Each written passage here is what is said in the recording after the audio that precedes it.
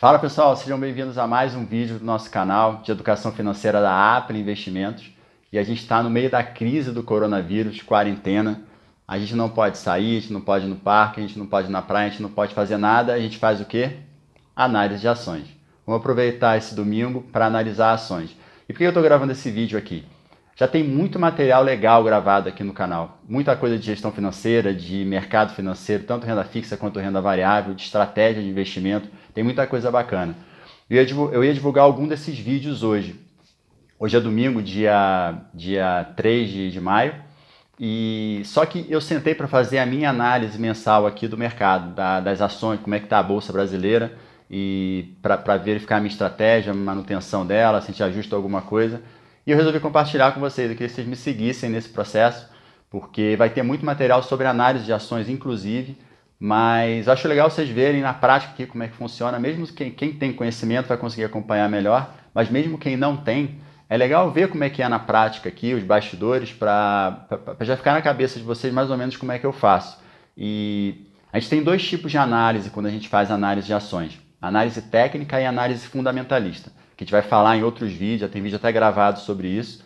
Mas essencialmente a análise técnica é uma análise de gráfico e você vê preço basicamente, e a análise fundamentalista é uma coisa mais completa, que você faz uma análise mais da economia, uma coisa mais aprofundada. Eu uso as duas ferramentas, eu vou nesse vídeo aqui mostrar o passo a passo de como é que eu faço isso aí. Vamos começar aqui com a análise técnica. Eu vou compartilhar o gráfico que eu costumo usar, um programa de gráfico que eu uso, e eu vou explicar aqui dentro do gráfico para vocês. Olha só. Esse aqui é o programa de gráfico que eu uso, chama ProfChart, e ele tem embaixo aqui a passagem do tempo e na lateral o preço, a movimentação do preço. Então ele mostra como é que o preço de um ativo se movimentou ao longo do tempo. Aqui no caso, eu estou usando o índice Bovespa e o gráfico anual. Repara aqui, ó, tem um ano, poderia ser 1 minuto, 5 minutos, uma semana. Esse tipo de gráfico aqui é o gráfico usado, via de regra, para quem faz especulação financeira. Quem faz o famoso day trade ou swing trade, position trade, usa esse tipo de gráfico aqui. Eu não uso para essa finalidade. Eu estudei isso aqui há muito tempo, fiz durante muito tempo essas operações de curto prazo que eu falei. Não valeu a pena para mim, não acho que justifica você perder tempo fazendo isso. Dá para ganhar muito mais dinheiro fazendo uma coisa muito mais de longo prazo do que de curtíssimo prazo, mas é o tipo do gráfico que se usa para isso. Eu não uso para especulação, eu uso para um posicionamento mais longo. Então, por isso, eu não olho a ação especificamente. Não me interessa o que a Vale do Rio Doce vai fazer semana que vem ou mês que vem, ou que a Petrobras está cara, ou se a Petrobras está barata. Eu estou olhando o índice Bovespa. Então, esse gráfico é do índice.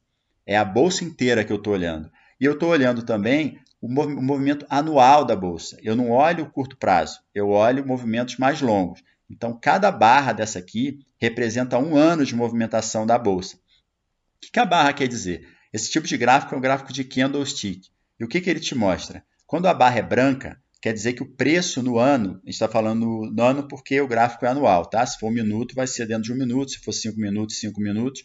Nesse gráfico aqui, ele está mostrando para a gente que nesse ano, que é o ano de 2009, o preço da bolsa, o valor do índice Bovespa abriu aqui embaixo, caiu um pouquinho aqui para baixo, essa parte fininha chamada de sombra do candle.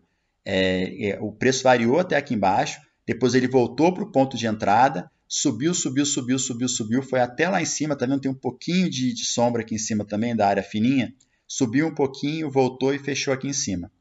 Então, uma barra branca, ela quer dizer que o preço abriu aqui embaixo e fechou lá em cima. Já uma barra preta, que seria essa aqui do lado, ó, quer dizer que o preço abriu aqui em cima e fechou aqui embaixo. Só que essas sombras, que é a área fininha em cima e embaixo, significa, repetindo, uma movimentação de preço onde não houve fechamento. Então, como é que foi esse ano aqui que a gente está vendo? O preço abriu aqui em cima, subiu, foi lá em cima, não se manteve lá em cima, voltou para o ponto de entrada, despencou até aqui embaixo, fez um fundo aqui e retornou fechando aqui em cima. Então, cada barra dessa dá uma informação para a gente do que aconteceu ao longo de um ano. Vamos olhar aqui agora o que importa, que é a minha análise aqui. O que eu vou marcar aqui primeiro, que é um ponto bem importante que a gente precisa ver nesse gráfico?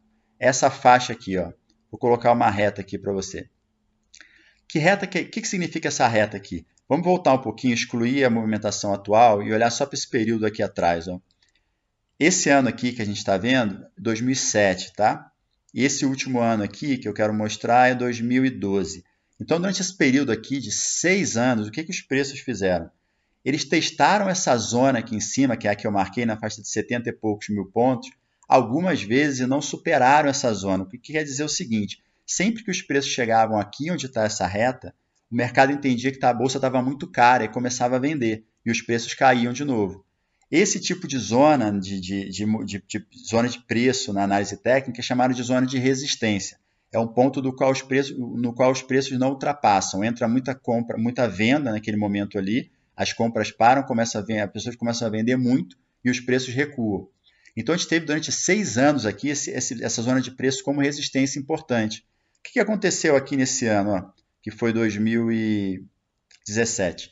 A gente finalmente teve um rompimento dessa zona. Então o teto de preços que existia parou de existir nesse momento. O que acontece nessa hora?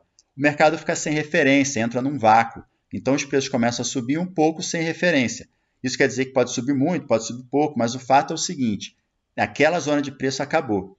Então, aquela zona de teto, desculpa, de preço acabou. O que aconteceu? O mercado subiu e voltou aqui nesse ano de 2020, aqui já é o movimento atual, ó, o mercado testou e bateu nessa zona. O que acontece aqui na análise técnica? A gente tem duas zonas de preço muito importantes para entender. Uma é o teto de preço, que é o que a gente marcou aí, que é chamado de resistência. E outro, eu vou marcar aqui para mostrar para vocês, é uma zona de fundo, de piso, chamada de suporte. Repara aqui, ó, que nesse ponto aqui, que foi 2008, o preço bateu nessa zona aqui e voltou, não ultrapassou para baixo, não perdeu essa zona de preço aí. Depois, no ano seguinte, voltou de novo e não perdeu, voltou para cima. Depois ficou um tempo longe, aí voltou a testar de novo, ó, aqui em 2016, voltou a bater nessa zona aqui. Você repara que todas as vezes que o preço bateu nesse ponto aqui, o mercado entendeu que estava muito barato, é ao contrário da resistência. O mercado entendeu que estava muito barato e entrou comprando. Então isso aqui é uma zona de piso de preço, de suporte, que é ao contrário da zona de teto de preço de resistência. Voltando para o cenário atual, o que acontece na análise técnica? É uma regra de análise técnica que a gente verifica muito. Sempre que uma resistência ela é rompida, ela passa a funcionar como suporte. E é exatamente o que me parece, essa é a minha análise aqui do gráfico, do que está acontecendo nesse momento.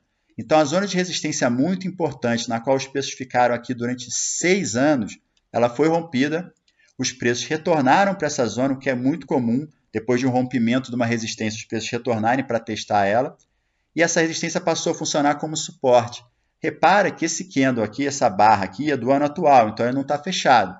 Ele pode fechar aqui embaixo e significar que essa resistência não serviu como suporte.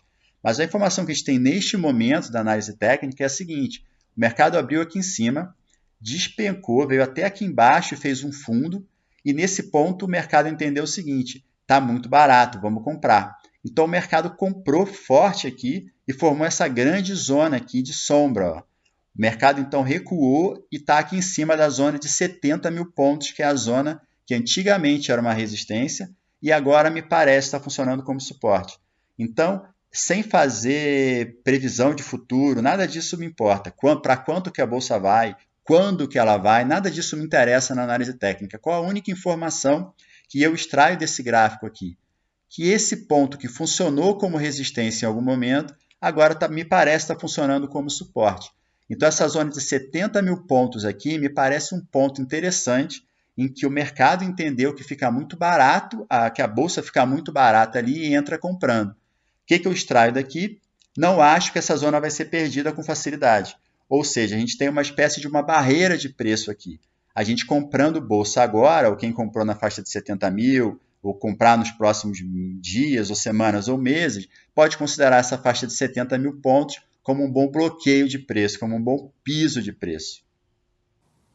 E passando agora para a análise fundamentalista, eu gastei muito mais tempo estudando análise técnica do que fundamentalista. Na verdade, quando eu percebi que a análise técnica não dava dinheiro, eu fui para a análise fundamentalista. E aí percebi que todos os grandes gestores de fundo no Brasil, de fundos de ações, todos operam com análise fundamentalista. Você não tem fundo de investimento nenhum que trabalhe com análise técnica. Então eu falei, bom, se todo mundo faz dessa forma, eu vou fazer também. Só que a análise fundamentalista é uma coisa extremamente complexa de fazer. Os gestores que fazem bem têm equipes de analista, para você ter uma ideia, tem analista especializado em setor específico de ações, tem analista especializado em ações específicas, o cara é especialista em banco, é especialista em telecomunicações, é uma coisa muito aprofundada. E talvez uma das coisas mais inteligentes que eu fiz ao longo desse tempo foi perceber que a análise fundamentalista para uma pessoa como eu, como você, fazer sozinho se torna inviável. Você consegue fazer de alguma forma, mas vai ser muito simplificado. E aí, no final das contas, o retorno que você vai ter não é compatível com a quantidade de trabalho que você tem. E aí, eu fiz uma mudança extremamente importante na minha estratégia de investimento, que foi, ao perceber que a análise técnica não era o ideal e que a análise fundamentalista era muito complexa para se fazer sozinho, eu passei a gastar meu tempo estudando não as ações especificamente, mas estudando os gestores de ações. Quem são os gestores, quais são as gestoras boas, quais são as melhores para a gente usar, e passei a entregar o meu dinheiro na mão de bons gestores de ações. Então hoje a minha carteira de ações está toda na mão de fundos de ações e não investida diretamente por mim. Mas aí se eu invisto via fundo de ações, para que eu uso essas ferramentas que eu estou mostrando aqui? Essas ferramentas me dizem o quantos por cento da carteira que eu vou ter em ações. Então a análise fundamentalista que eu faço aqui, ela é muito mais baseada no que eu leio sobre os bons gestores, do que os especialistas dizem. Eu vou analisando o que cada um fala, eu leio as cartas de todas as gestoras e chego à minha conclusão. Então, como é que eu faço análise fundamentalista aqui? De uma maneira bem prática. Eu primeiro tenho a minha visão do mercado, mundial, nacional, e eu acompanho diariamente tanto economia quanto política. E aí eu tenho a minha convicção do que está se passando no país. E a minha convicção nesse momento é o seguinte: a gente veio de um modelo em que a economia não estava funcionando e migrou para um modelo liberal que, sem discussão ideológica ou política, é fato que o modelo liberal estimula a economia, é recebido com bons olhos pela economia.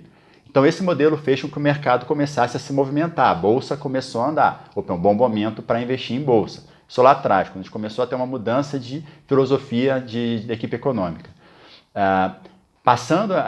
Seguindo, a gente começou a ter uma agenda de reformas muito importantes, reformas estruturais no país, que também fazem a economia andar.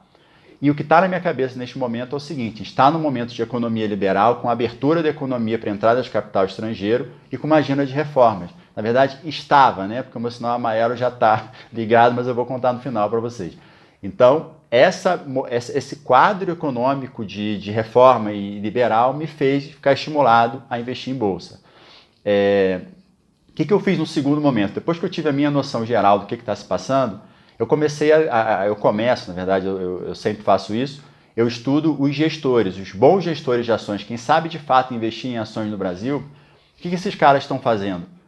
E aí recentemente você viu grandes fundos de ações abrindo para captação. Ou seja, o que isso quer dizer? Quando chega no limite de captação num fundo de ações, o gestor para de trazer mais dinheiro para dentro, porque começa a ficar difícil operar. Cada um tem um motivo para fechamento, mas geralmente o gestor de ações, quando captou muito dinheiro, fica difícil movimentar muito dinheiro na Bolsa Brasileira. Então o fundo fecha, para de receber novas pessoas que queiram participar daquele fundo e o fundo fica fechado.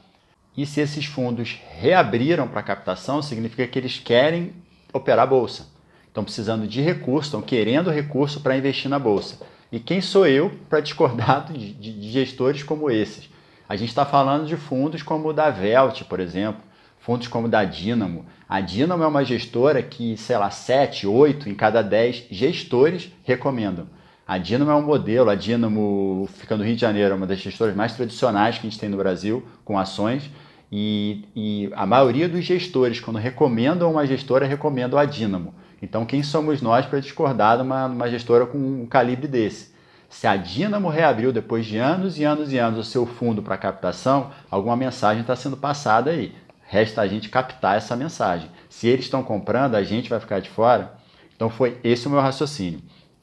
Então, concluindo aqui, a análise técnica e a análise fundamentalista. A análise técnica me diz que o ponto de 70 mil portes é um suporte importante aqui no Brasil, na Bolsa Brasileira.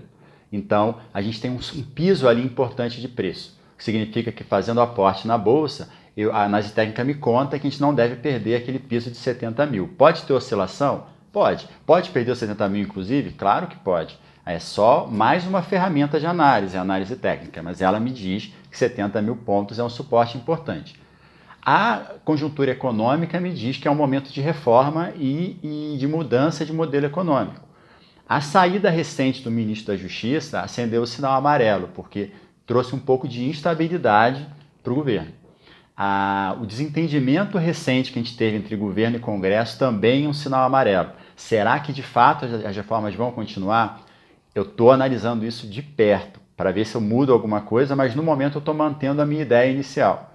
A agenda de reforma e a tratação de capital estrangeiro com modelo liberal. Então, a minha análise de mercado ainda me diz que é um momento interessante para a Bolsa. E por último, eu vejo os grandes gestores de ações, o que eles estão fazendo. Então você repara que a minha análise fundamentalista não entra em análise específica de ações, é uma coisa muito mais por cima de ter uma visão geral e chegar à minha conclusão. É meio que um quebra-cabeça. Eu vou juntando informação, tem gente que faz análise fundamentalista muito bem, que são os grandes gestores, eu vejo o que eles estão fazendo, escuto cada um e filtro e chego à minha conclusão. Então o que essas ferramentas me dizem no momento é que é uma boa hora para estar posicionado em bolsa. Agora, quanto que eu vou comprar de bolsa?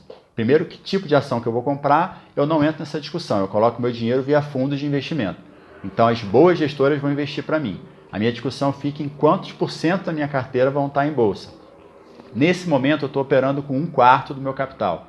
Então, eu estou com 25% em bolsa. O que, para mim, para o meu modelo, é algo bem arrojado. Mas tem gente que vai dizer que 25% não é nada.